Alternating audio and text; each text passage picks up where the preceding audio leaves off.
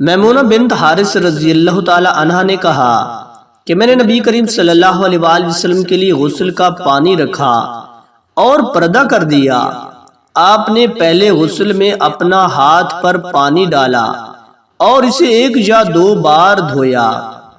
صحیح بخاری حدیث نمبر 266۔ میمونہ رضی اللہ تعالی عنہ نے کہا کہ میں نے نبی کریم صلی اللہ علیہ وآلہ وسلم کے لیے غسل کا پانی رکھا تو آپ صلی اللہ علیہ وآلہ وسلم نے پہلے پانی اپنے ہاتھوں پر گرا کر انہیں 2 یا 3 بار دھویا، پھر اپنے دانے ہاتھ سے بائیں پر گرا کر اپنی شرمگاہ کو دھویا، پھر ہاتھ کو زمین پر رگڑا، پھر کلی کی اور ناک میں پانی ڈالا، پھر اپنے چہرے اور ہاتھوں کو دھویا، پھر اپنے سر کو 3 مرتبہ دھویا، پھر اپنے سارے بدن پر پانی بہایا، پھر آپ اپنی غسل کی جگہ سے الگ ہو گئے، پھر اپنے قدموں کو دھویا۔